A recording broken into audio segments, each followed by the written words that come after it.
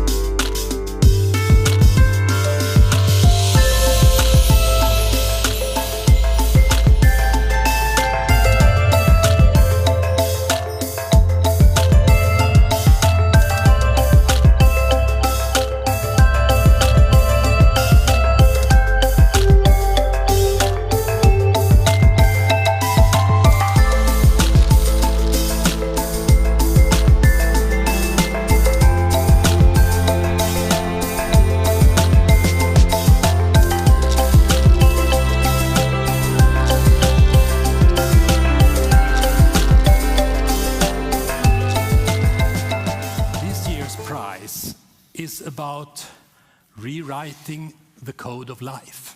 The Royal Swedish Academy of Sciences has today decided to award the 2020 Nobel Prize in Chemistry jointly to Emmanuelle Charpentier and Jennifer Doudna for the development of a method for genome editing. I'm so honored to introduce this year's Nobel Prize in Chemistry.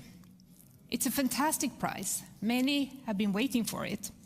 And it's two amazing laureates. To explain their discovery, I will take you from the big scale, things we can see, to the smallest pieces of life that are invisible to our eyes.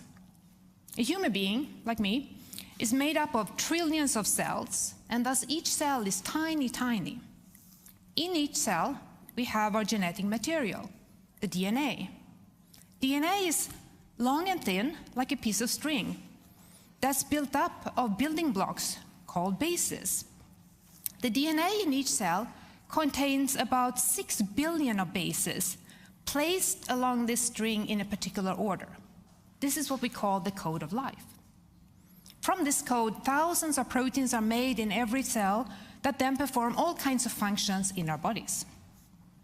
So this year's laureates, Emmanuelle Charpentier and Jennifer Doudna, have developed an elegant system named CRISPR-Cas9, or simply genetic scissors, that can cut the DNA string at one and only one selected position among all the billions of bases.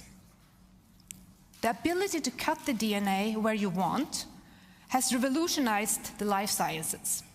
We can now easily edit genomes as desired, something that before was hard or even impossible. Today, CRISPR-Cas9 is a common tool in biochemistry and molecular biology labs. It's also used in plant breeding and for novel treatments of human diseases.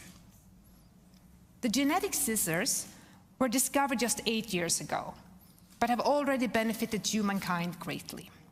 Only imagination sets the limits for what this chemical tool, that's too small to be visible with our eyes, can be used for in the future. Perhaps the dream of curing genetic diseases will come true. Thank you. The pandemic puts constraints also on the further Nobel Prize celebrations. So we are not requesting that the Nobel laureates come to Stockholm in December to pick up their prizes. Instead, we plan for digital Nobel lectures and a digital Nobel Prize ceremony with laureates participating over video links. We are still working on these events together with the Nobel Foundation and from now on also with the laureates themselves. And we will come back to you with details as soon as possible.